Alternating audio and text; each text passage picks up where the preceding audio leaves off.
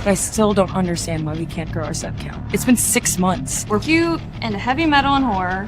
Who doesn't want to watch that? My employers have a keen interest in this property in particular. They think it's a unique location. They sent somebody out here a few years ago to close the place.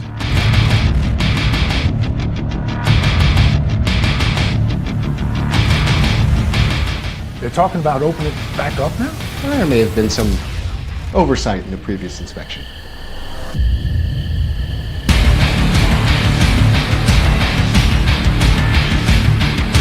Let me take a picture of you. Right now? It'll be good for the podcast. Here, let me get that headstone behind you. So there was just a person in the graveyard with us last night. Stacy, this is a ghost. You're trying to commune with the dead. I'm not seeing shit, Stacy. Shit's happening to me. I'm starting to think that Lillian and I are being haunted. It's starting to feel just like the band all over again. You want to explain to me what we just did? There's something going on in that graveyard. I've warned you over and over again, and you still wouldn't stay the hell away from here. I need to know if what I'm seeing is real or not.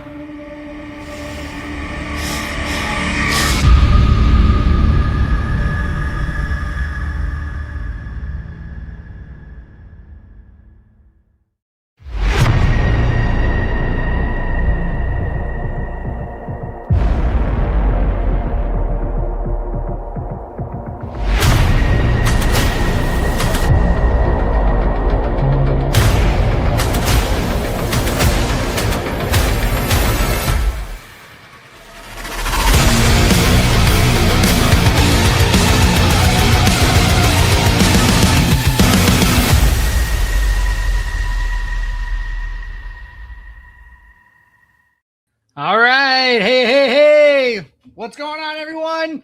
It is Wednesday, 7 p.m. Eastern, 4 p.m. on the West Coast, 10:36 a.m. over there in Aussie land, and 1:03 a.m. in Ireland. And this is the Death Rattle Podcast. I'm your host, DJ Remark from Horror Sucks and Bloodscribe Creations and everything else I'm involved in. And with me, my co-host, Mr. Kanan Becker, Ghost Pirate Entertainment. What's up, buddy? What's up, man? What's up, doing? guys? How are all you out there? Crazy kids. Yeah, we'll say hi to the chat in a second. Chat comes second. Yeah, I don't know why I still not getting notified for us going live. I got the 30-minute. So I got that one. Yep, I didn't get any notifications at all. And I got one that we just went live. It's not even on my notifications. Did you ding the bell? Yeah. Of course I did, dude. Did you guys get chat? Did you it usually eventually shows me, but it's like until way after it's been live. Oh, well. Hey, just as long as people are getting it. That's all that matters. Very weird. Matt Hicks is in the chat, says, "What's up, guys? Driving home, listening to the show. Just wanted to say hi. Drive safe, Matt. What's up, Feuerfrau? Good to see you. Jordan, what's up? B-Movie Theater, what's up? Terry, good to see you, Terry. What's going on, Ender? Jobed, Chad, what's up, guys? B-Movie Theater, getting the boobs with the balloons in. Before, every time I see it written like this, I think baloobs. Because there's balloons. So I think baloobs. That's where my brain goes. What's up, Casey? Good evening. Good to see you. Boobs is such a funny word. It really is. But it's Jamal, what's going on? Definitely not my favorite word. Jamal says just got it. So Jamal just got the Casey says so itchy, just got stuck in a blackberry bush. Oh my gosh, that sucks. Oh god.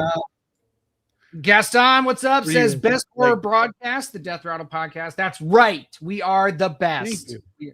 We it's are not true, but thank you. It's definitely not true, but we'll take it. Were you picking blackberries, or how the hell did you end up in a blackberry bush? Yeah, were you picking them? Because yeah, you just fall. Some fresh blackberries. I have frozen ones. B-Movie Theater says fork is a funny word too. Yeah, fork is a funny word. Yeah, but I think with boobs, I think we just use it because it sounds less sexy. So it's like more of the word we can use that doesn't sexualize it as much. which is why I think I also don't like it as much. Because like boobs are like right up there with my favorite things in the entire world. Right. I don't know. It'd be interesting to see the origin of that word, where it came from, and I mean, because there's a lot of them to describe.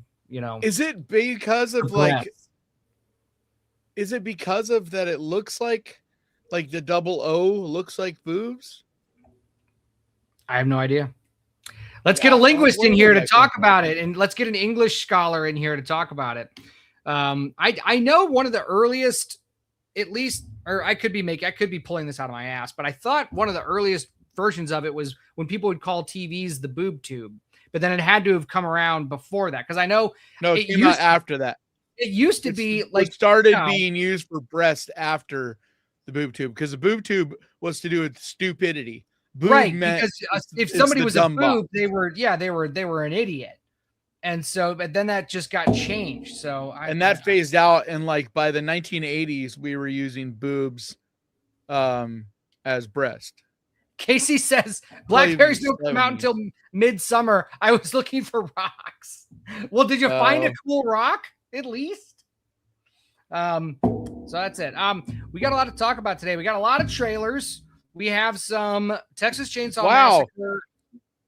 Boobies goes all the way back to 17th century. What? Yeah.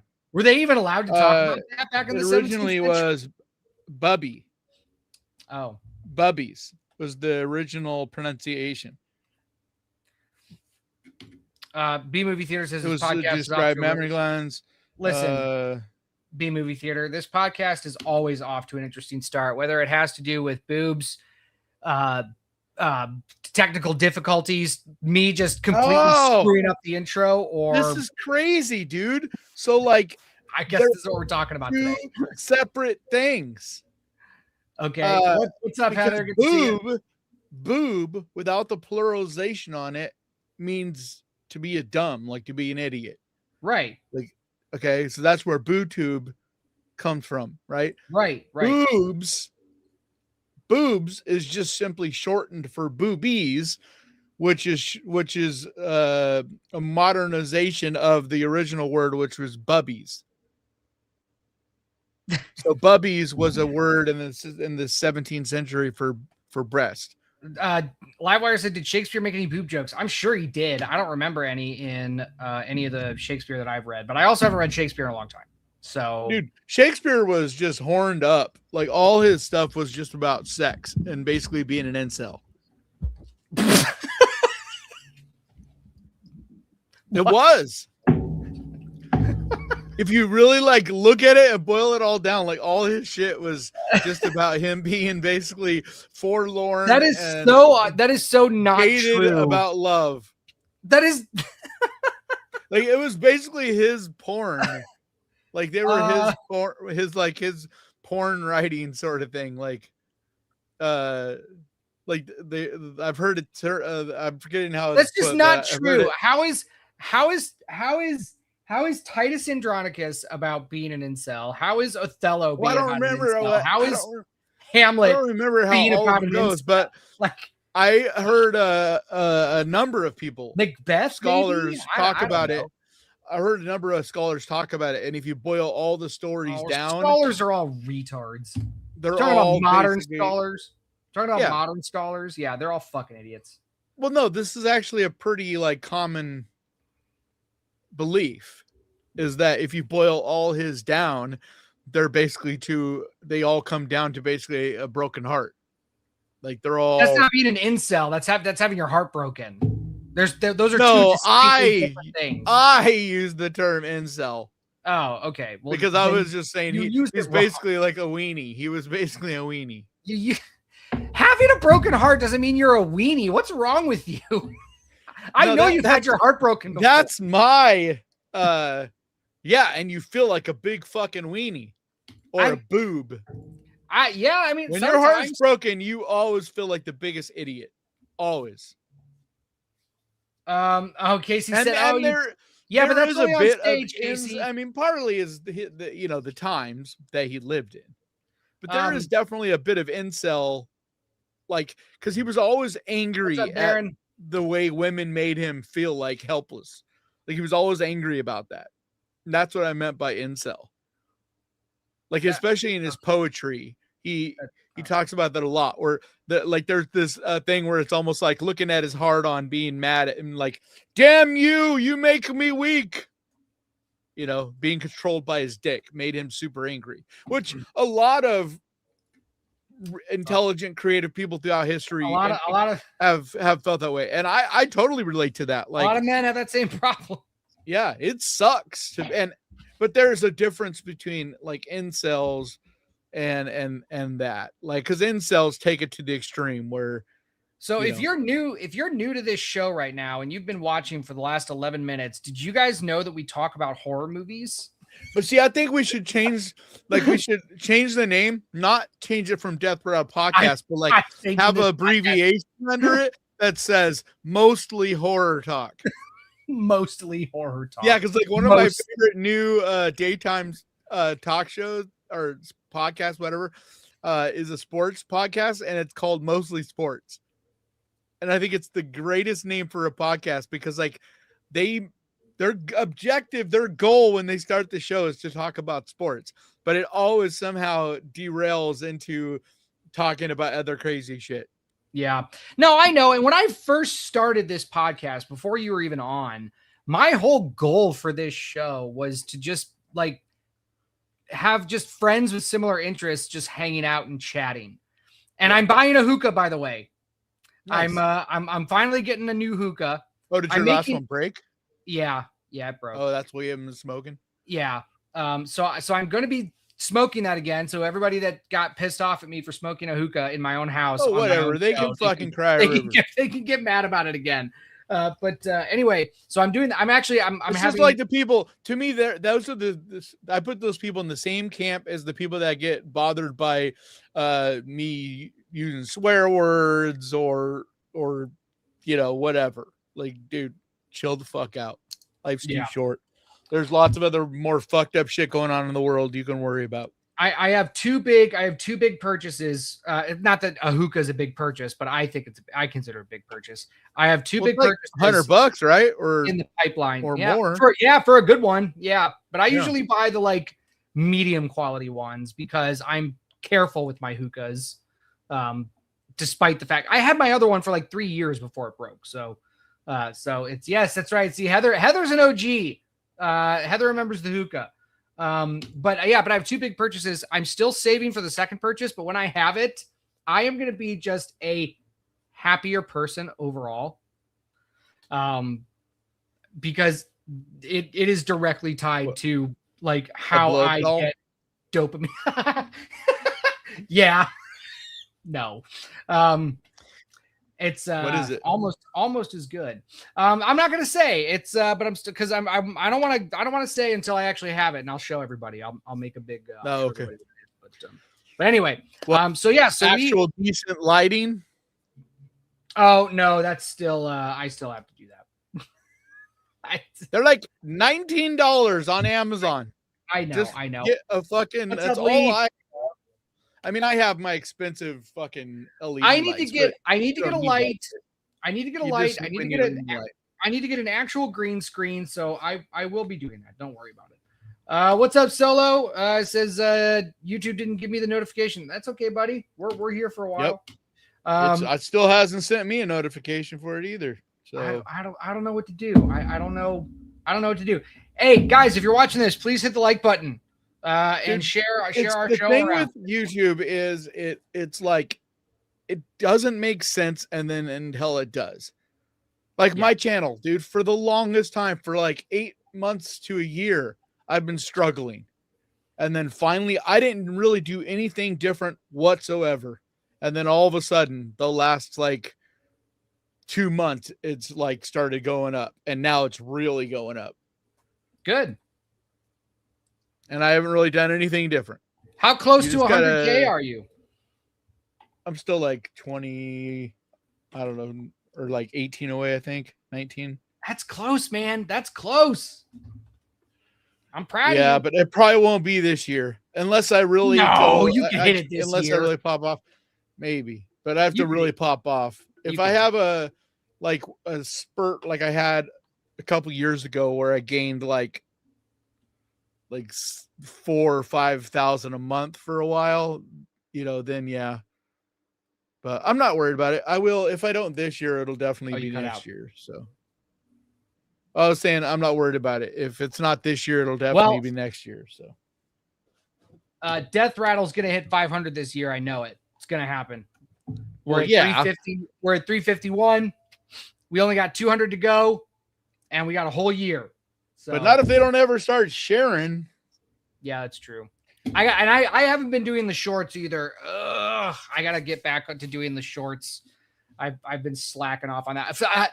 Horror Sucks is effectively a dead channel right now, and it's kind of like it's making me sad. But this job that I got has me working like a dog. And no, I totally understand. So it just, yeah, but it's taking away things that I love. I was supposed to see, remember my goal of watching a bunch of movies on Monday? And that got thrown out the window because I got booked for 3 different shoots and I had a 12-hour day on Monday.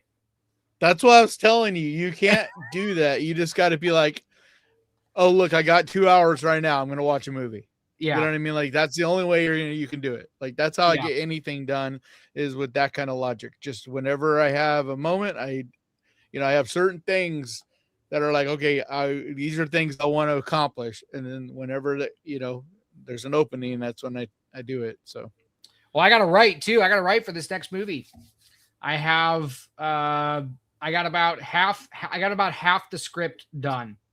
And I can probably knock out another 10 to 15 pages if I can just get like a good 4 or 5 hours. If I could just get a good 4 or 5 hours writing. Because what I'm doing a little bit different method this time around. I am literally opening the word processor that I use, and I am writing everything that comes to my head, and I am not deleting anything. And I'm just writing. It doesn't matter how stupid it sounds or if it makes no sense. I am just writing and just keeping going. And then as soon as I get to the end, that's when I ship it off to some a couple of a couple other writers that I trust and an editor. And I'm like, all right, tear it up. Yeah, take my raw clay and make something with it. Yeah, tear this up, and then we go into the second, round. We go into rewrites. Yeah, that's smart. So that's what I'm doing, and it's actually, you already have a basic idea for it, right? Oh, I have the whole outline done, so I know exactly what happens in the film, what the characters are doing when, and how it ends. It's just tying all that stuff together. Yeah, so it's like you have a timeline, but you got to fill in the gaps. Yeah, so that's what I'm doing, because with the Hellgate, I was really I overthought a lot of it, and it took me 3 years to write the Hellgate, and it got to closer to that 3rd year. I was like, I just gotta fucking get this thing done, and so I did, and that's why it seems like some of the feedback that I've been getting from the movie is that there's a steady increase in activity, but the 3rd act is where it just spikes through the roof, because I was like, I gotta end this bitch. And so that's how it happens. But anyway, Casey, no, the hype option doesn't do anything for us, I don't think, because we're not eligible. I don't know what the hype thing does, period. I have no idea either. If you get a shit ton of it, then they put you on this page, right? But who the fuck, have you ever gone on YouTube on the hype thing to see who's trending on the hype page? No. Nobody does. So even if you get a shit ton, that's all you get from it. So I don't understand what the point is. Cause I would have to get a crazy amount to get on that hype page. And then, like I said, even then all it does is you're on that page. So I don't, the movie theaters is hype is only on mobile. Everybody, no, it's not. Everybody thinks that it's not just a mobile, because I've done it on my computer, I've done it on my tablet, and I've done it on my phone. But it's one of those things where it's not in beta, but it is still only in select markets. So not even everybody can do it. Depending on where you're at. It's like, I don't, but every creator I know is of the same thought. Maybe it does something in the algorithm. And if it does, sweet. So yeah, definitely hype our stuff. You know what I mean? Yeah, then hype it, I guess. I don't know. But we don't you know if it can does do anything. it, but you have no But idea. you're only allowed to hype like 3 videos a week. So use those hypes wisely. Yeah. You know? And like my recommendation is to hype it, like don't waste it on us. Hype someone who is absolutely like, wasted on us. No, it's not going to do anything for a tiny channel like ours. Still, come on. A little bit, every little bit helps. No, we're not even monetized. We don't even have 500 subscribers. Like, you don't need to waste it on us. That's how we get it. You only get 3 likes a week. I'd rather you use that on a channel that's like consistently uploading. This is why we're not growing. Because you tell people not to help us grow. No, it's because we barely put any energy. You guys into do whatever you want. How about that? We'll keep it there. All right. Do we want to get to some of these trailers? Yes. Okay. The only reason we're not growing is because we barely put any effort at all into this. That is not true. We stream every week. We stream just every hang week out for an hour a week, and that's it. That's effort. That's why I started being like. Do you know how many people don't consistently do that though? Like, come on. That's the fact that we are here every week. Like, yes, I could get better at the shorts, but the fact that we're here every week at the same time, like that's good. No, it is something. I'm just saying that's why we're not growing. Or we're supposed to stream twice a week. No, look at what it had. Look the amount I had to do to get Ghost Pirate to be something. Like, it is but crazy. We're just streaming. We're not putting out what I'm videos. saying is when you're a horror channel, you're up against it. And the amount of effort you have to do, it's like 10 times what you'd have to. If we were talking about Marvel movies, our podcast would already be monetized. Right, probably. And don't get me started on that. But I'm just saying, like that's just how it is. I know like how this platform works. Like Solo, no, we don't get paid for shorts. We're not monetized. No, we don't make any. The shorts, well, okay, that's not true because you don't have to be monetized to get shorts, but you have to have 500 subscribers. Right, but we don't get paid from the shorts. No, you don't have to be monetized to get paid for shorts. How do you monetize shorts if your channel's not monetized? It's automatically monetized, but you got to have 500 subscribers, I believe. It's a separate deal. It's a separate deal because you don't turn ads on or like AdSense is what we think of as monetization, right? But it's technically different. You know, like to get monetized, what we consider monetized means we could turn ads on. Right. We are not making any money off of anything right now. No, okay? But eventually, if 500 subscribers, then we should be able to start getting. Yeah. If you guys want to donate, like barely anything. Like, I mean, I've had 100,000 views or more from shorts a month for years now, and I think most I've ever seen is like $1 a month from that. Yeah. Like, you got to get literally tens of millions of views a month from shorts to make any kind of money from it. Like, it is right. That's why nobody's making a living from shorts. Like, basically nobody. We don't do it for that. You do the shorts to help promote the brand. In general. You gotta if you want to make a living off shorts, it's gotta be on TikTok. Exactly. Chad, we're gonna watch Pitfall, Deep Water, Verity, and that's it. But we but we also have that's it. Stories. And a couple of news stories. So that's what we're. So I think the first one we're gonna watch is Pitfall. Gaston, I'm gonna get to your question in a little bit, but we want to get to these trailers. Yeah. So I know nothing about Pitfall at all. All I know is that I had a few people tell me, "Hey, dude, have you seen the trailer for Pitfall?" And so I'm like, "Okay." And then I saw Bloody Disgusting had it as one of their bigger stories or whatever today. So I was like. But that's why I started putting in some effort every week on at least finding us topics and trailers and stuff to watch. Well, I appreciate that. because I figure it'll at least get us something, little bit of organization and a little bit of something for the SEO, because that's a big thing. It's going to be a while until this channel is in the SEO. It's usually at least a year before you get enough accumulated for it to start being in the search engines of things. All right. And we've been doing this for a long time, but we just barely started this, like, only on this channel. Well, we were also Hookah and Horror, and then the Screaming Room, and now the Death Rattle Podcast. We've had to change our name 3 fucking times, and so like I'm sure that doesn't help. We've been Death Rattle for like a year, right? I don't remember. I think it's about a year. I don't. But either way, like I said, we literally just in January stopped multi-streaming. Yeah. So it'll take us probably a year for the SEO and the algorithm and Google stuff to start finding us in search engines and stuff and suggesting us. Jamal says, I can understand what GP is saying. I think about once a week. You guys might have to do more lives, might help like twice a week if your schedules can do it. Yeah, well, we can't. Right now. We cannot do that. All right.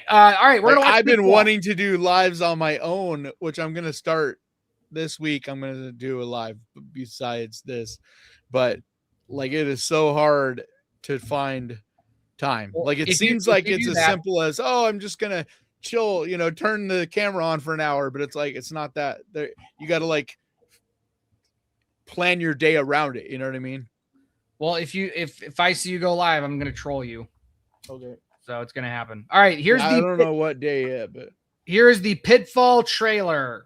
Here we go. I got to start raising money. Otherwise I'm not going to be able to do Fantastic Fest this year. And I have to move.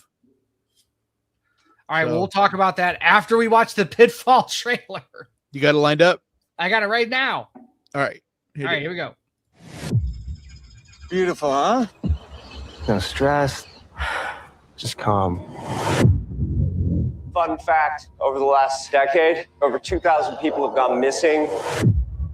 Oh, the 401. Scared of the woods?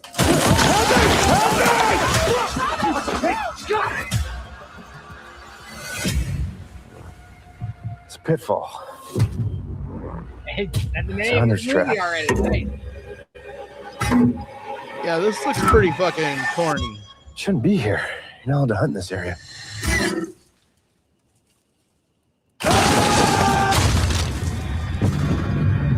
Where's Scott? Should have been back by now. To be in theaters? We're gonna find him.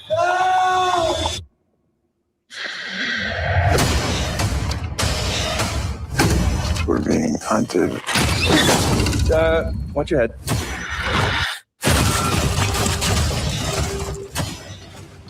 He's watching us. Help me!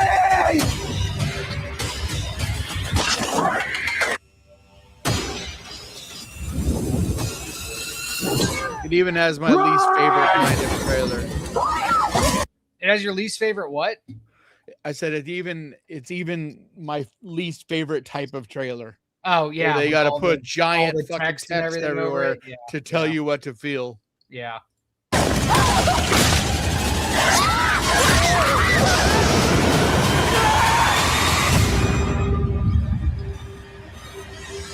Hell of a weekend, huh? Yeah, theaters. It's got a decent cast. Because that's the dude that was in Final Destination Bloodlines last year.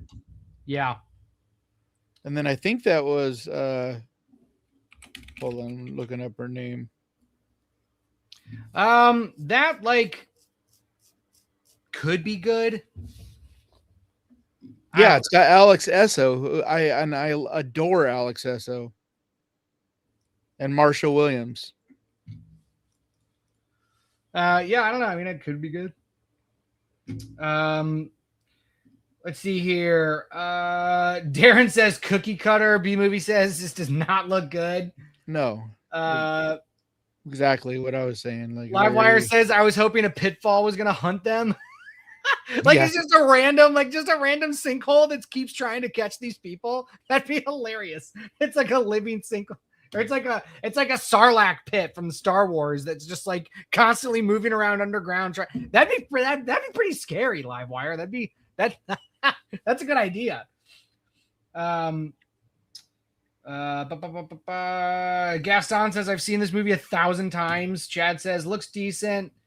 Darren again, I hate when they reference other iconic movies, do something original. Yeah, and also who saw, like, I might be in the minority of this, but like who else saw 127 hours? Yeah. Like who else saw that? Honestly, it looks like a way less interesting Wrong Turn. I was just about to. That's what I thought they were going to say. It was like a Friday the 13th and Wrong Turn. That's what I thought they were going to say. And then, but especially the newer. Hours, and I'm like, what?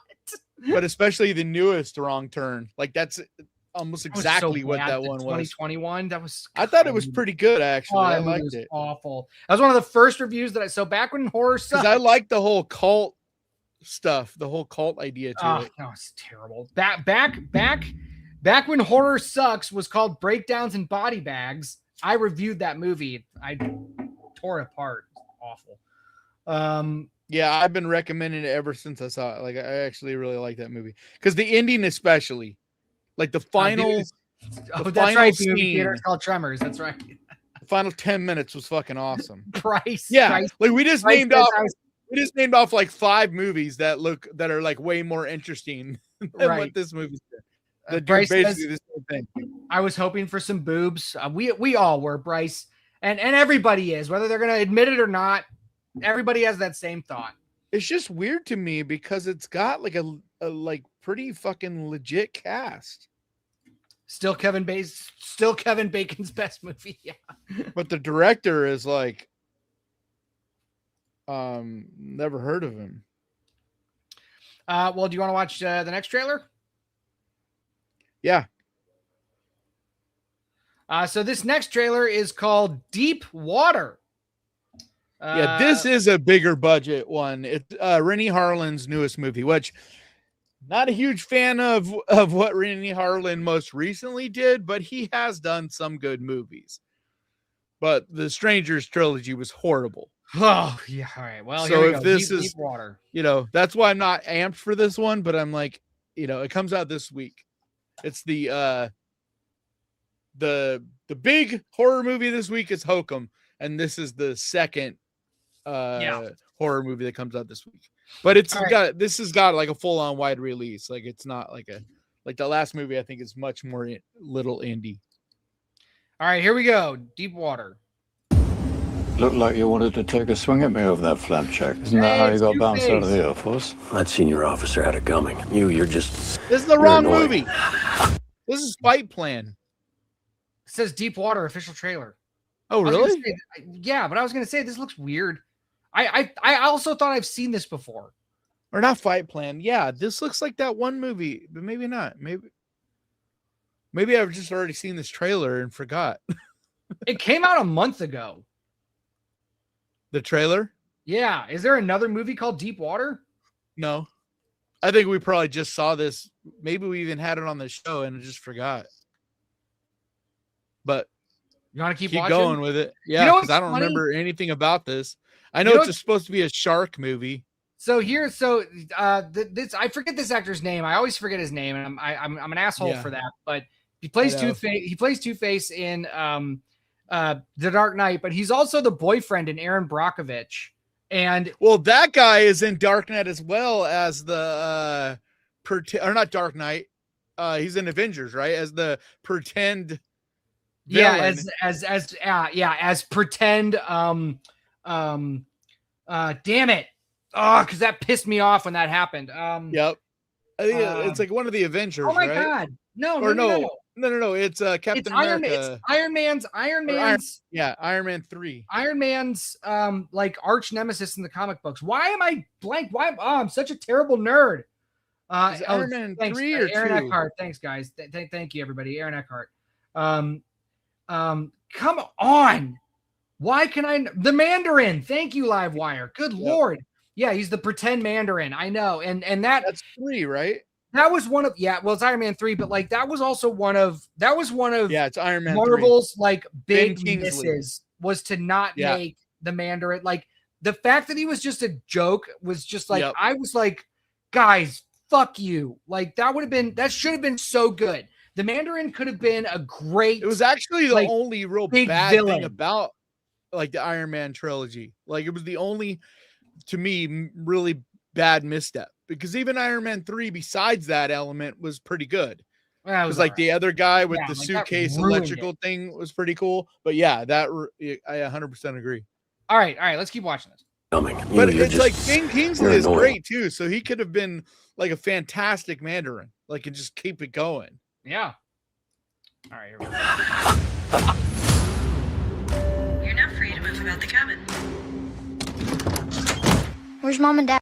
Why does it look so shitty? I don't, because it says auto 1080, but it's never that. No. unless I actually put it I on. don't mean that. I'm saying the quality of the movie. Oh, I don't know. Like you said, this was supposed to get a wide release, but yeah, like this is like the color on this is awful. There. Like as far as I know, getting like a full-on blown release. Like this is like a teal and orange parody coloring. Yeah, I mean, Winnie Harland, he doesn't do Way like out of your league. tiny budget movies. Wait, what if I've got a great personality? So he's not You that don't. great.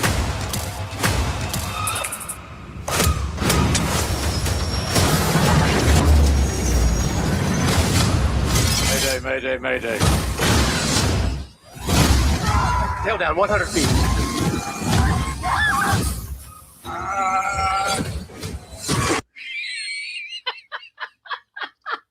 Why did they use that? Yeah. That was the most unconvincing.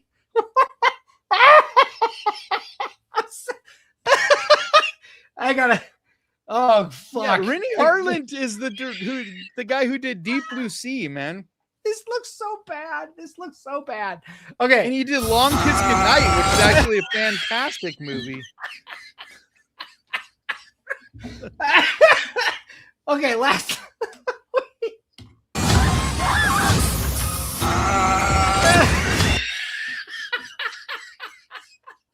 And you know what's the worst part? In the actual movie, that's probably not that noticeable. You know what I mean? Like, because it's probably lots of other things leading into that moment. But when they cut this trailer, some jackass thought that was a good idea. It's Arnold. It's Arnold. Yeah, dude, it does. It sounds just like Arnold when he's got the mask on in Total Recall. Remember in Total Recall? Where he's like, you know, the mask is coming apart, he makes that sound.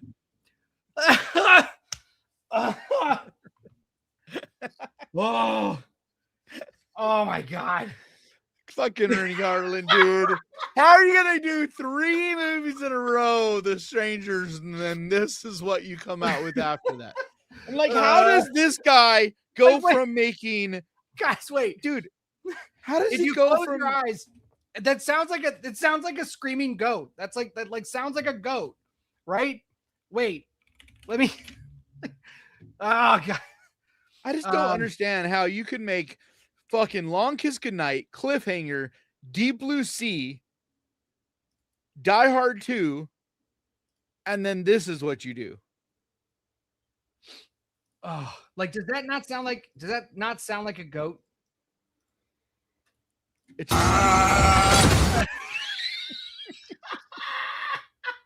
it sounds worse than a goat. It sounds like a dumb goat, like a mentally challenged goat. It's like had its head half bashed in. Because you've seen goats that are like okay, hang on. I'm not gonna. Okay, I can't find it. I can't. Okay. All right, let's try to get through this trailer. I'm just gonna keep playing that over and over. Let's try to get through this.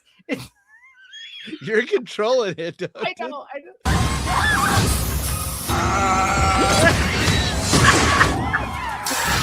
Why does it get funnier each time? You worried about this? Brace, pull him back.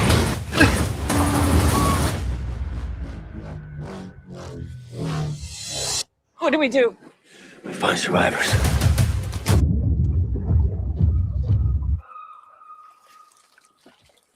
gonna open your eyes in salt water.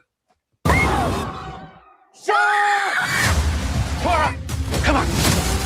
Where's my little brother? Okay, it's gonna be all right. You know it's not true! The way I see You it, never open your you have eyes one in job to do. salt water? No, that's you open your eyes in salt water? Yeah. If you grow up around salt water, you like, dude, I swim for years in the ocean. Like surfers, they don't close their eyes. Oh my god. I open my eyes in salt water and I'm immediately no. No, I mean it dries your eyes out. Like that's why you usually have eye drops for when you're done. But like anybody that is in the ocean quite a bit, you don't close your eyes. I mean, all right, well, all right, whatever. Okay. Because even when you're wearing like mask, salt water gets in your eyes. I don't know. I think most of us get used to Nice it. to get home to see our families.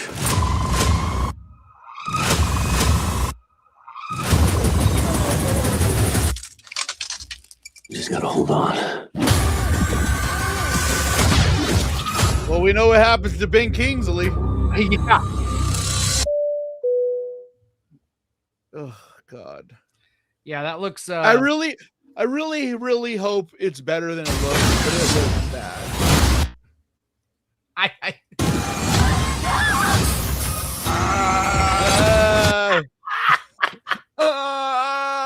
Dude, no, he's taking a shit. It's the sound of him taking a shit.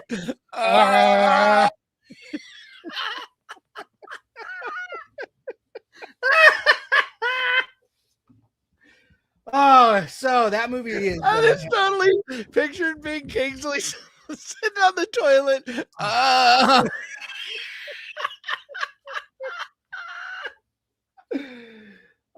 it's fun. That looks God.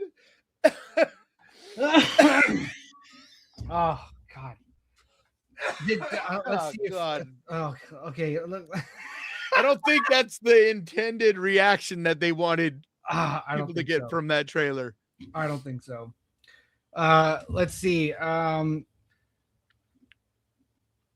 was bad, dude. Yes, okay, so everybody says, yeah, the Solo says, yeah, the color grading isn't that horror vibey. No, it's definitely like it was heavy orange and teal, like, which is just a meme at this point.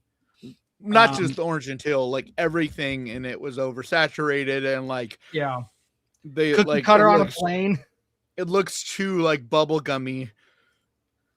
Like it's got that shitty filter over it too. Like everything has that soft glow. Like yeah, Heather says bad CGI for the win. B-movie yeah, says I noticed that amazing. too. Like especially the plane stuff. Everything on that scene, since we watched it over and over, looks very CGI heavy. But Jordan says I'm with DJ. That sound effect has me cracked. yeah, I gotta go see it this week because this is what I do. But I'm not looking forward to it. It says I've never heard DJ laugh so hard. Oh my god, it's so good. But Tenderloin. thank God we got Hokum. So it's like, yeah, we got Hokum. Yeah, you know, it's like, yeah, one of them is gonna be shit. Like this past week, was actually cool. Like I saw 2 horror movies and they're both amazing. Oh, dude, I'm telling you, I don't think we haven't talked since hold on.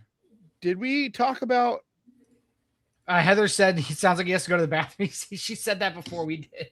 Did we talk about over Your Dead Body? I don't think we talked about that. Dude, you got to go see it. I think it's going to be your favorite movie this year. Okay. Like, I will be very surprised if it's not your favorite movie. To me, it's all the things that because like you loved Companion. Like, wasn't Companion like your favorite, like one of your favorites from last year? It was one of my favorites. Yeah. Yeah. And this has like an, I don't know, like the similar balance of like humor and horror. Like, I don't know, just it's not the same kind of movie, but I just mean like it has tonally, it kind of has a similar feel to me, and it's really well written. like really well written. And the cast is phenomenal. Like, dude, so good. Like Samara Weaving, it might be my favorite performance from her, maybe ever. Like, I think it's the most fun movie this year. I won't say it's my number one movie of the year, but it's definitely the most fun of the year. Well, if I don't get if I don't get like 3 gigs stacked on top of each other tomorrow, I should have time to go see something. So yeah, I know, but you still got Hokum too. I know. Hokum is a have to. You can't. I know. So like that's got to be your number one that you see, so that we can talk about it next podcast. Solo says I can't open my eyes in regular water. The 2 movies right now in the near future that are like there is no way around it, we have to watch, and that's Hokum and then Obsession, because those are 2 movies. I don't know, they might end up being polarizing. I'll be right back. Sure, but everybody's saying they are the best. Like they are going to be like in the top 10 of the year for everybody. Sorry, I had to turn on a light. It's getting dark. I'm losing the sun. It's a smart movie, but super fun. What do you mean it's a smart movie, but super fun? What does that mean?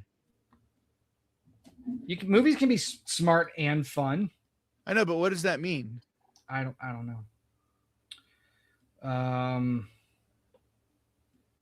Yeah, smarter but it's like, what's his name? That's in it. I was surprised at how entertaining he is. God, what's his name? Matt Hicks says it's witty. Tenderloin Stew's excited for Hope. Oh, okay. So smart and fun. Smart and fun. Jason Segel. I was shocked how good he is. Jason Segel's a great actor. Yeah, but I only thought of him as humor. I didn't think that he could play emotional and like he's, dude, that's the thing about this movie. Everybody, or I can't say everybody, the 2 of them are so layered because they're like funny. They have their moments where they have to be like badasses. They have their moments where they're just like, they seem evil. Like, you know what I mean? Like they're just these really complex characters, and the situation they're in is super fucking complex. And it's crazy too, because it's being marketed as a comedy, like an adventure comedy, and no one's even talking about it as a horror. And I'm like, are you kidding me? Like, this is a black comedy, like thriller at the least. And I think a lot of people would think of it as a horror movie, but that's also, it reminds me of Companion, because a lot of people weren't calling Companion a horror movie. And I was like, it's fucking sci-fi horror, like sci-fi comedy horror. And like, that's the thing with this. This is a black comedy. Like, yes, it's humorous, but it's a very dark, like twisted sense of humor. I mean, it's a couple that's trying to kill each other. Like, that's pretty fucking dark. Yeah. But it's also like, it goes in like crazy directions. Like it's not what I expected. Like, because that's the basic setup, but it goes and does things that like really surprising. It isn't just that. Like there's some twists and turns that it takes, and I'll just leave it at that. But so fun. All right. Fun. I'm ready. I don't know if I think it'll be in theaters a while. You know what's crazy is the legs that Exit 8 is having. Exit 8 is still in theaters. It's like this little movie that nobody's really talking about, but it just every week makes like a little bit more and just keeps on trucking. Oh, I want to see it. So it's so good. I love Exit 8. That's up there for my favorites of the year too. Tenderloin just said comment too long. Oh yeah, sorry, buddy. You gotta we have filters on. All right, this next one is Verity with Anne Hathaway. That's what got me sidetracked.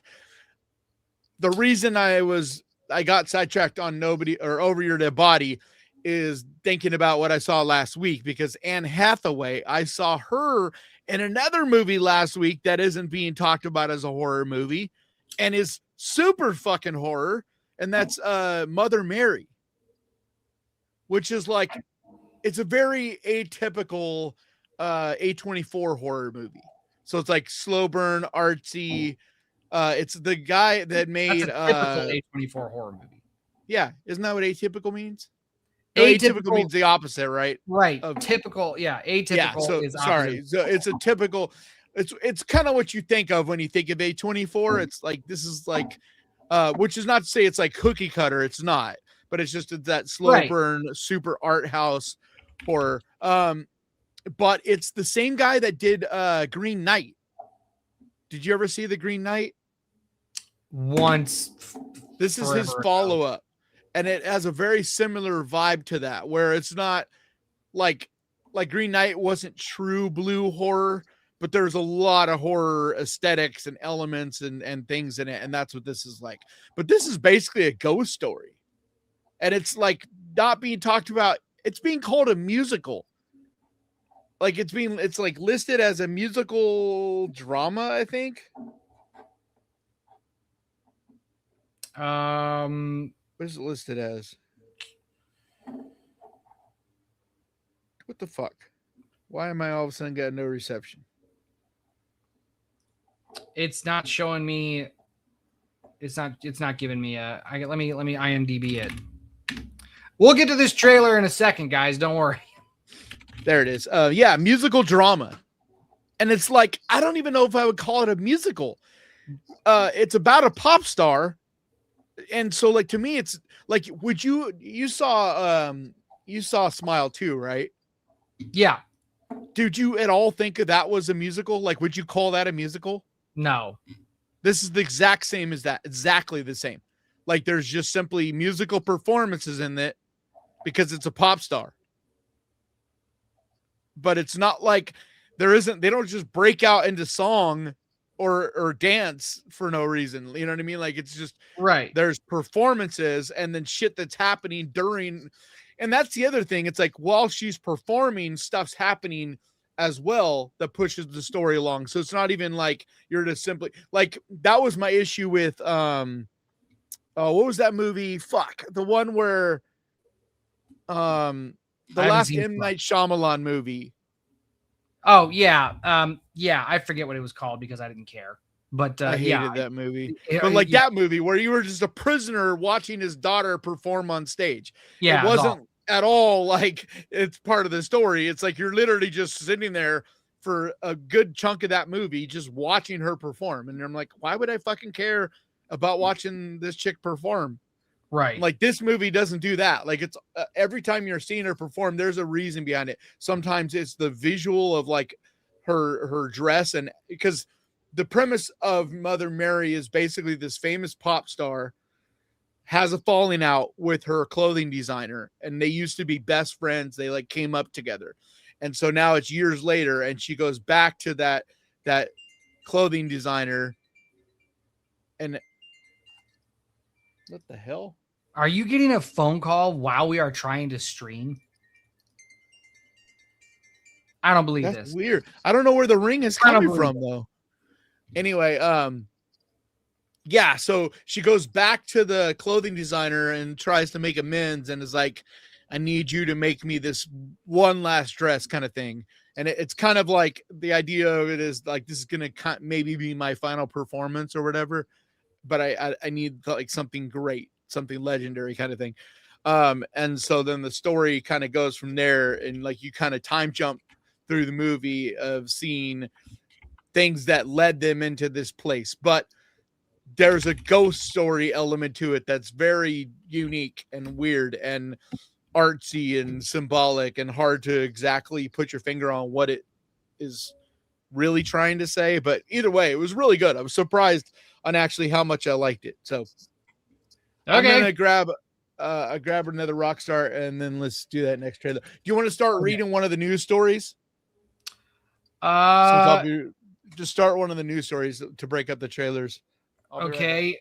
Well, the problem is I don't have the stories pulled up. You're going to be back by the time I pull it up because there is news about Texas Chainsaw. Right. But I'm not finding it for whatever fucking reason. It's on Bloody Disgusting. Yeah, I know. But I'm just not. I keep should be able scrolling. to- You should be able to like literally just search on Bloody Disgusting. Curry Yeah. Barker. Well, I mean, you're back, right? Oh, No. okay, fine. Oh, I got all it. right. I'll be right back. Okay. Okay, so from Bloody Disgusting, Curry Barker promises brutal Texas Chainsaw Massacre reimagining with heart. Following last week's announcement that Curry Barker has been tapped to helm a new reimagining of the Texas Chainsaw Massacre, the Obsession filmmaker has made his first public comments on the project. Quote, I love the original, Curry said of Tobe Hooper's 1974 genre-defying classic during a recent Q&A hosted by Total Film. Quote, I think that one is really raw and was really good for its time, and I actually think the 2003 remake is actually quite good too. I agree. Nice. But it could also be from, there's a nostalgia there. Okay. He added, a lot of people are excited about the reboot, but a lot of people are like, put this thing to bed. It's all been done. I beg to differ. Seriously, I really think that the potential for that series has not been fully realized. I actually feel like a lot of the remakes went the opposite direction than it should have gone. Barker continued, I'm really excited to do a Texas Chainsaw Massacre that's not just about a guy chasing some people around with a chainsaw, that has some heart to it. You care about these characters and want to see them survive, and it's brutal. Okay, well, good. Yes, that was my problem with the original Texas Chainsaw. A24 is behind the new film, which will be produced by Spooko Game, blah, blah, blah. So that's it. So, yeah. So what I've heard that takes beyond this interview is that his idea is to focus on the characters, not just on the like the victims, but also on the killers, like the Sawyer family, like, so we kind of focus back once again on the family. That was the one thing that was missing in a lot of like the other Texas Chainsaw Massacre sequels and shit, is that they just basically devolved into a slasher. It's just like Leatherface running around killing people. And like, that's not what Texas Chainsaw Massacre did. That's not what made it unique. It was the Sawyer family, this fucking psycho cannibal family. And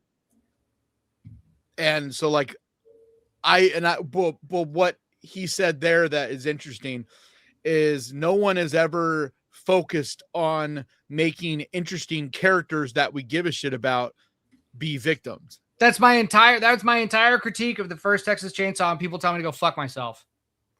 Well, yeah, but that's, to me, it's like, yeah, I agree with you on that, but there's so much beyond that that makes that movie incredible that, like, to me, that's like, you're missing everything that makes it such an absolute incredible piece of art if you're going to focus on that. Like, I agree that the writing of it, so to speak, could have been better if we had more fleshed out characters and all that, but there's also a ton of amazing stuff there too. So like I don't think every movie has to necessarily have everything to like, okay, I don't know. Like Jaws is pretty much a perfect movie to me. Okay. The Exorcist is pretty much a perfect movie to me. Okay. I'm not saying Texas Chainsaw Massacre, the original, is a perfect movie. No, it's a very influential film. It was very shocking. It's not just that it's influential. It's like Halloween, where both of those are incredible at doing what they did and being pioneers in a lot of ways and all that. But I would never call either of those like a perfect movie because the writing isn't there. Like Jaws has all that iconic elements about those, but it also has the writing. The same with The Exorcist. It has all of the amazing horror elements, but it also has the amazing writing. So it's like, so I agree with you, but I also think that that's being a little short-sighted if you're going to point at that. You know what I mean? That's like seeing like a super fucking smoking hot woman who maybe is a 9.5, not a 10, because she's got a mole in a weird spot. And so instead of you being like, wow, that chick is amazing, instead you're like, but the mole. You know what I mean? Like, no, it's more like there's a super hot chick, but there's no brain in her head. And I'm just like, yeah, that doesn't do anything for me. But that, like, yeah, that's hot, not fair either, because there is a lot of, think. there is still a lot of interesting writing in Texas Chainsaw Massacre. So it's not like there is no writing. Like what? All the stuff to do with what was going on in the world at the times, like the social commentary.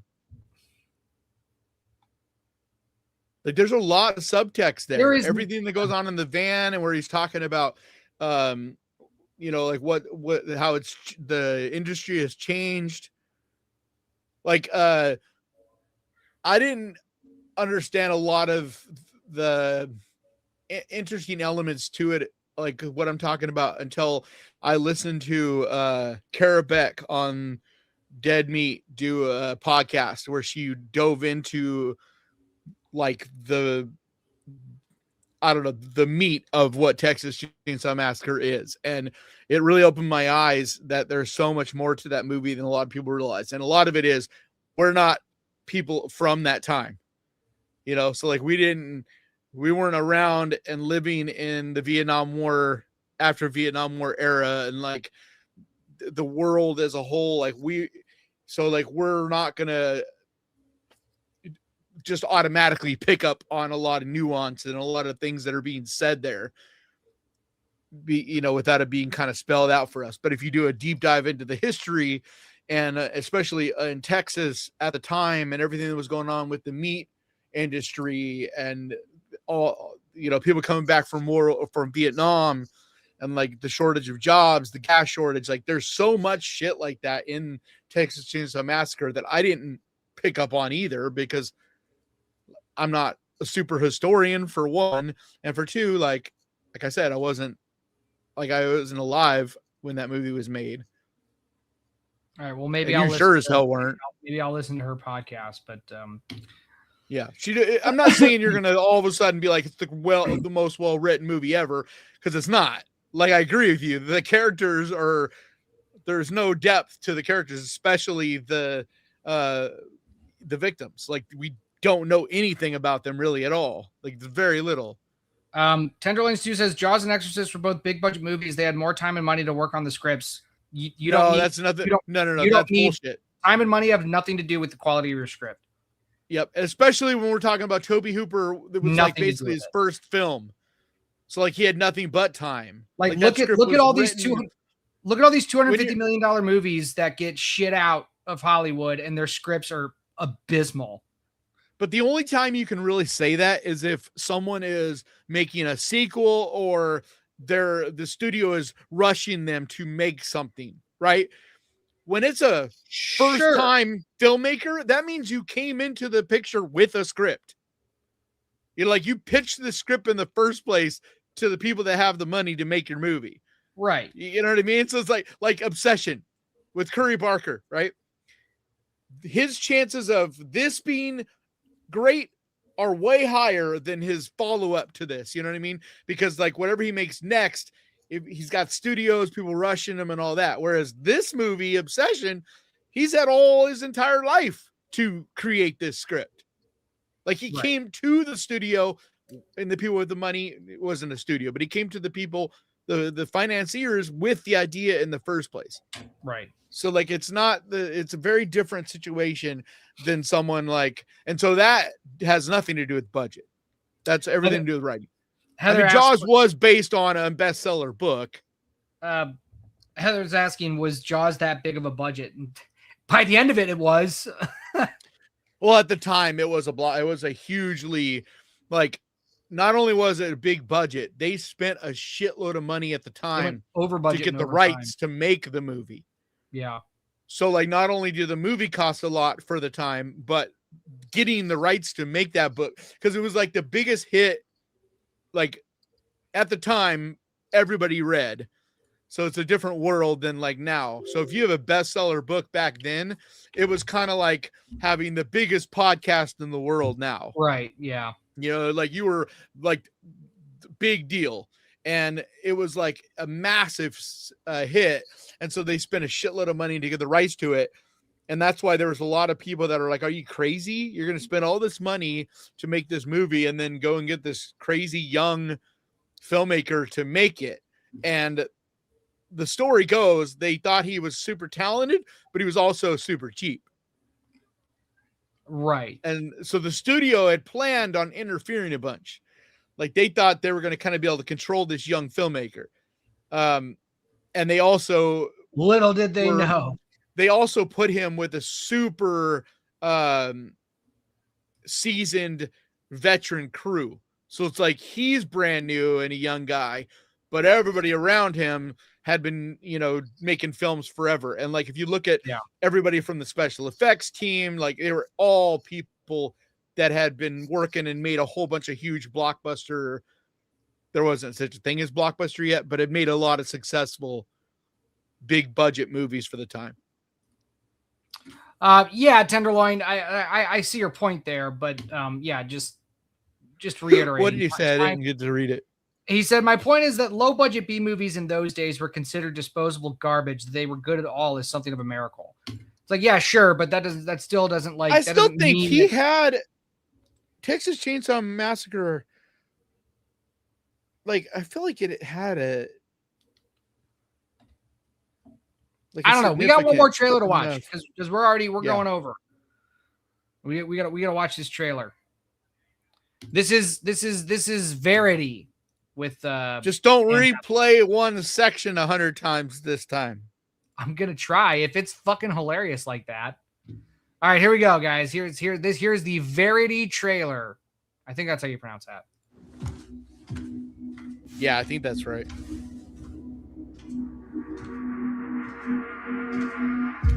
Quality is so trash. Yeah, so it was between 60 and 140,000 in 1974 money. That's not nothing. Like we see people make movies now for like $10,000-$20,000 and make like Curry Barker is a good example of that. He spent like I've heard anywhere between $100 and $500 to make Milk and Cereal. And that movie was so good that it got him to able to make a full-on Hollywood movie that's, in nationwide theaters.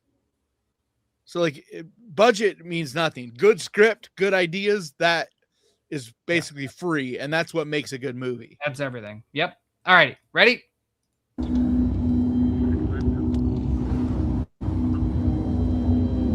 Because 140,000 back then is like $1 million or so now.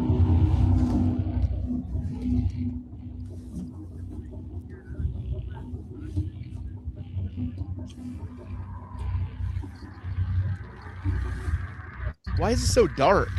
I don't know, but the upload quality, like this is from One Media. Like this, they always have good quality uploads, but not this one. I'm on. Hold on. Wasn't that a dude a second ago? No.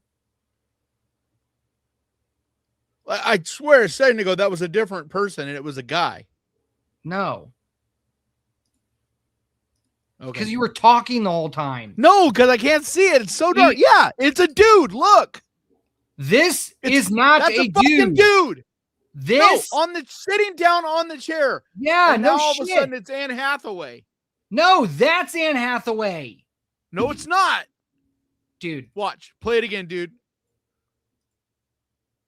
That's Dakota Fanning. Look, that's Dakota Fanning, dude. Yeah, look, that's Dakota Fanning kissing him. Okay. Now all of a sudden it's Anne Hathaway. Watch. See, still dude, Anne Hathaway. Oh. See? All right, you're right. Fuckhead. You think I was going crazy?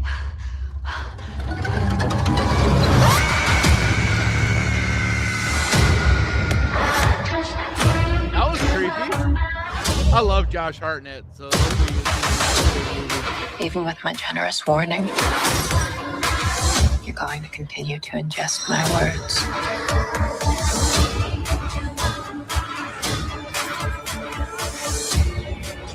But know one thing. Damn, this movie looks great. There is no light where we're going. Darkness ahead. Whoa, where did this movie come from, dude?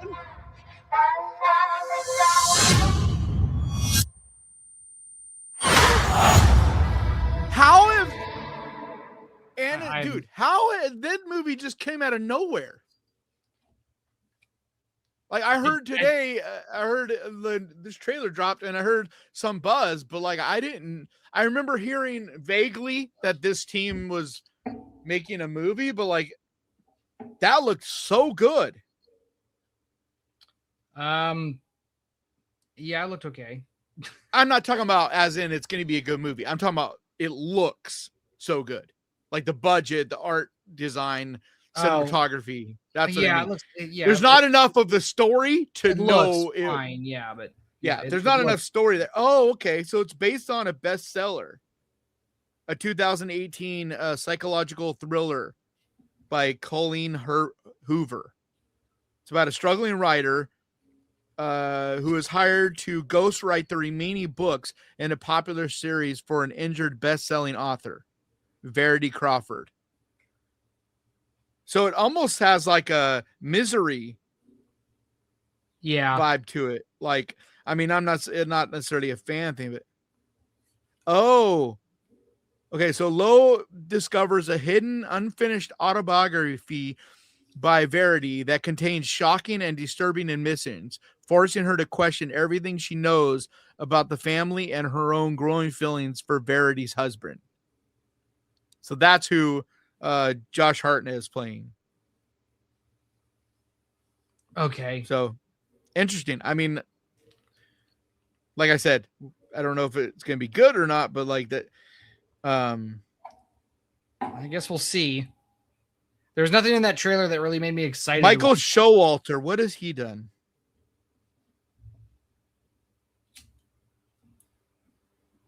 Michael who? Showalter. Michael Showalter. Yeah, he's the director. The Idea of You is the most recent. That's not horror or thriller at all. And he did Wet Hot Summer. It looks like he's mostly done like rom-coms. Oh, so then this should be great. So that's a weird choice. Heather read the book. This book's pretty good, better than her other book. Okay, well, hey, there you go. Okay, well, either way, it looks very good visually, so we'll see. And it looked creepy. So yeah, I guess we'll see. All righty. I'm just surprised, but you know what? It's one of those things that it didn't go to any festivals, and so that's why there's not buzz around it. Yeah, so it's just coming out. Yeah. Yeah, like movies that have a lot of buzz, it's because like they've already been seen by people at film festivals and whatnot. So, do you want to bring up our last story and then we can call it? Yes. Oh, what was the last story? Fine. It was fucking Pooh. Oh, Did anything care about Winnie the Pooh, Blood and Honey 3? Yes, for a couple reasons.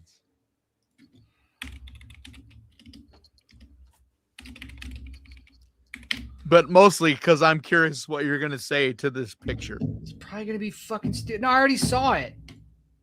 Yeah, I know, but I want to know your reaction to this image.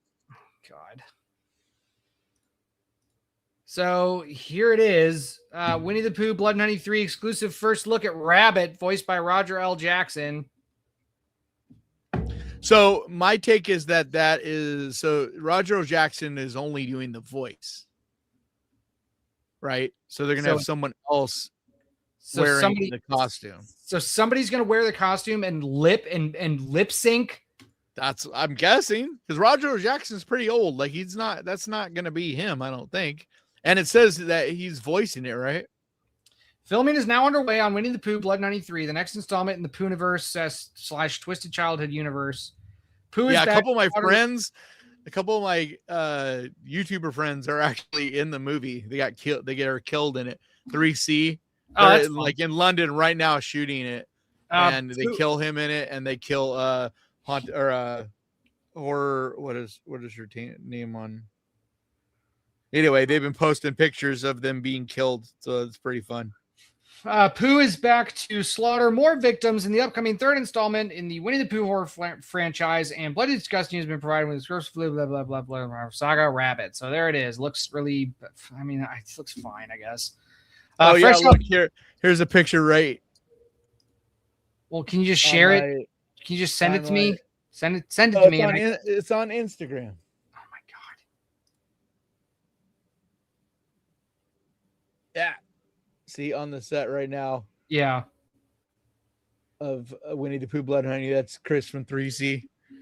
And I don't know. There's a number of creators there. I don't know who all, but they got a few that they're going to kill. And I got to say that the second one was way better than the first one. I'm still not a fan. I didn't. I had no interest in seeing any of these movies.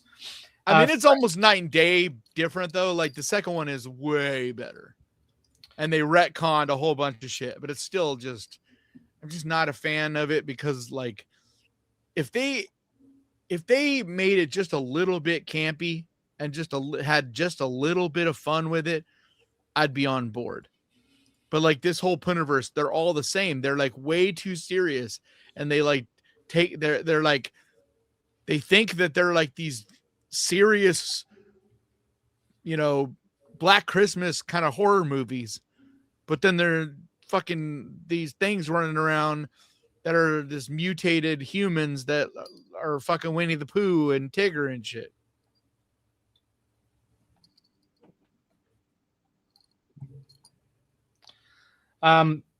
Fresh off the success of Scream 7, Ghostface voice actor Roger L. Jackson will lend his unmistakable pipes to the film, voicing the twisted version of Rabbit in Winnie the Pooh, Blood and Honey 3. While Jackson voices the character, Jacob Marshfield will physically be playing the role. That's such a... Okay. Why? What well, like I said, Roger L. Jackson's way too old. But He's what's too the old to be creative, physically doing it. what's the creative reasoning behind that choice? Because they're doing the thing that we're seeing done quite a bit right now, where these small movies, they're making friends with horror creators as well as a lot of these horror actors and stuff, and so they're putting them in their movies. And like, you know, like Barbara Crampton is and stuff, and like, you know what I mean. So like, I get all that. I just feel like you could have put Roger L. Jackson in your movie and not had him just voicing this character. But I'm guessing it's also a very small part. He's probably not talking that much. If it's anything like their other movies, it's like this killer running around killing people that only has a few lines in the movie. But okay, well, there you go. So yeah, I don't know. It looks awful to me. In my and like, yeah, you know, so, like I said, the second one was way better than the first, to give them credit. But I'm still not a fan of this universe. Like, I think that they're actually talented filmmakers that if they were to make their own story and not doing a gimmick bullshit, you know, they would be able to be successful filmmakers. And like, I've seen a lot of this happening where there's a lot of these young filmmakers and they are getting on this gimmick train. The problem is it's like fast, easy money where, yeah, you can get a greenlit and get money to make these movies, right? And that's cool. But nobody's going to take you seriously after that. No. And so now you're pigeonholed. Right. And so like, it's like, yeah, in the short term, it's great. It's like playing the lottery. But in the long term, it doesn't do anything for you as far as becoming a filmmaker. You know, that's why you're still technically a filmmaker. You're just not a good one. That's all. No, I'm talking about as your journey as a filmmaker being like, because eventually this is going to wear off. You know, eventually nobody's going to be wanting to put up money for gimmick movies. Right. Because I know that the last few have made less and less. So, you know, like I can't imagine it's going to be that much longer before all this dries up completely. Yeah. All right. I want to get to Gaston's question that he asked back in the beginning of the show. And then we got to get out of here. Yeah. So Gaston asked, what's the new movie about? Well, I'm happy to tell you. So the second movie in the that I'm writing, all about DJ. It's right. It's all about me. Well, look, if anybody asks you, he's making, hold on. You're making your version of the Michael biopic. This movie is just called DJ. Yes. No. So this movie is it's a story about two girls. Again, seems to be a trend with me. Rob a bank, and they are on their way south to Mexico to launder the money, and they get their car breaks down and they get sidetracked and tricked into coming onto a cannibal family's farm, and they have to now escape the family farm. It is Hell or High Water meets Texas Chainsaw for me. So that's what it is. It's gonna be a lot faster. We're hitting the gas a lot faster. It's gonna be a lot more violent than the Hellgate. We get into it by page 15. Are they sisters? And it doesn't stop. Yes, they are. They are sisters. You find out that one of them is sick, and so we get no lesbian action. No, sorry, no incestual lesbian action. But yeah, you find out one of them. I didn't is sick. say incest. You find out one of them is sick, and due to health costs and blah blah blah, she's basically has a death sentence. And as a one last ditch effort, they rob a bank. They are successful, and they're on their way. And then the sidetrack happens, and then we meet a cast of characters maybe at the farm, and I think there's a pretty good third act twist. So, but, House of a Thousand Corpses. It's really more Texas Chainsaw. But I mean, as far as a house of horrors, like a property of horrors. Yeah, in that vein. That's my favorite part. That's my favorite part of House of a Thousand Corpses. That's to me what made that movie so interesting was all of the shit, especially once they go underground and to Dr. Satan's like underground, all that labyrinth and all that shit. That was so interesting to me.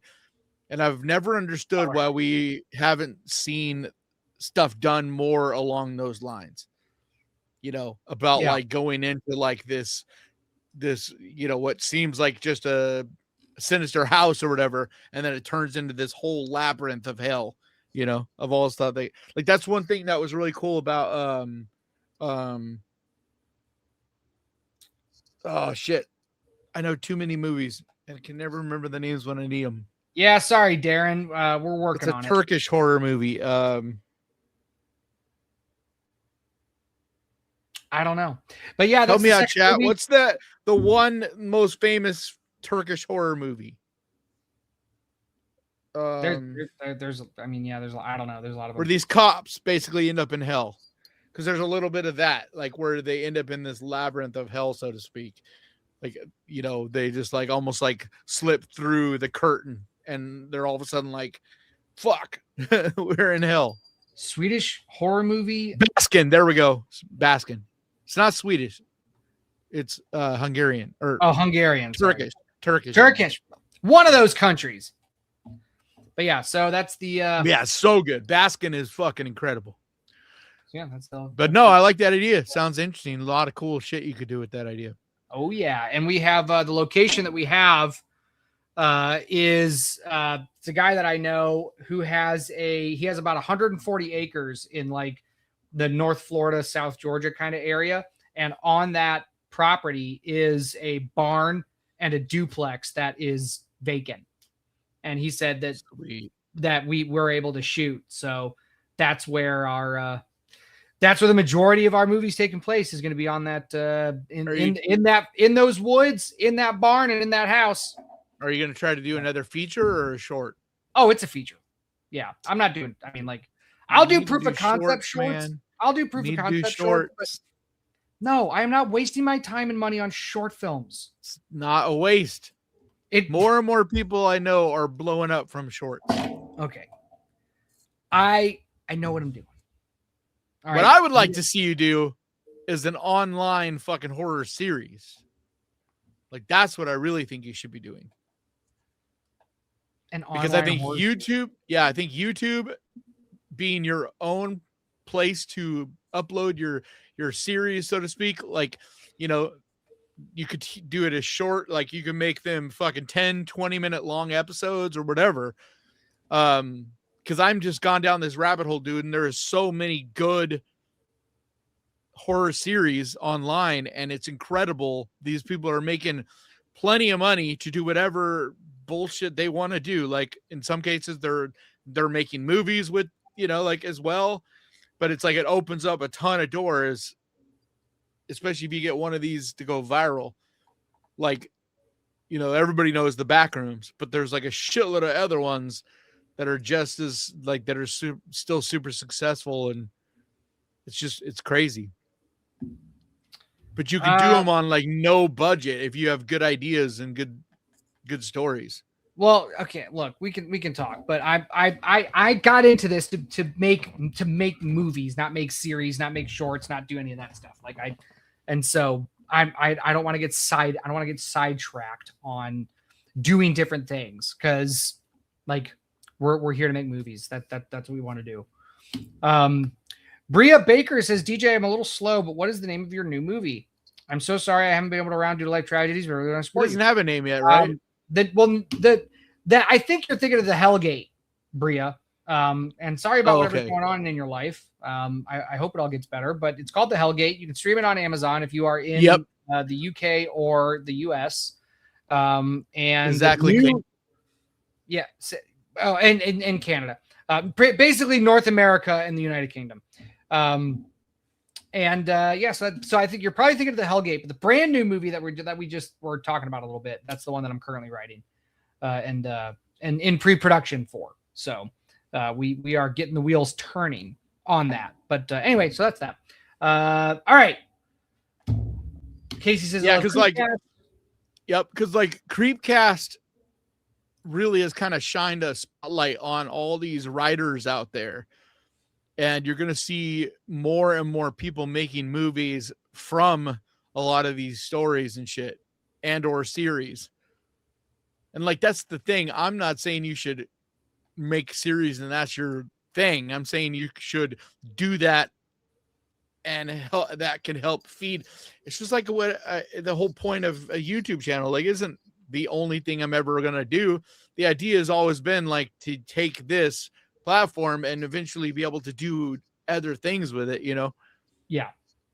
And like, I'm telling you, man, like you can get a lot of freedom from creating things on this platform. And like, I think you reviewing things, this is dime a dozen. And so like that isn't a unique thing, right? Whereas you making something, that is a unique thing because it's your unique voice. If you make a series or a movie or whatever it is, you know? Yes, I understand. But the shorts and everything the short films and everything that I do are they have to be of a certain quality, and it's not something that I can just take my camera out one day and go do. And so like it's a little bit harder for me than it is for most people. But what I'm saying is, if you were to do, like, that's the reason these series are interesting, is because they're against norm, and the whole idea behind them is the most lowest form of filmmaking possible. And you're not like, that's not like, it's a separate thing. That's why I'm not telling you to focus on that. I'm saying that you should do that as well. You know what I mean? Like a different style thing, and make some kind of series or something out of it. All right, well, send me some to watch. And I will watch them. But yeah, we got to get out of here. Went a little over 8:30, but thanks guys for coming out. We really appreciate you showing up every Wednesday. We love seeing you guys. Make sure you hit the like button if you haven't hit it yet, and join us next Wednesday, same time, 7 p.m. Eastern, 4 p.m. on the West Coast. 10:36 a.m. over in Aussie land, and 1 a.m. in Ireland. And this is the Death Row Podcast. We are out of here. Bye-bye.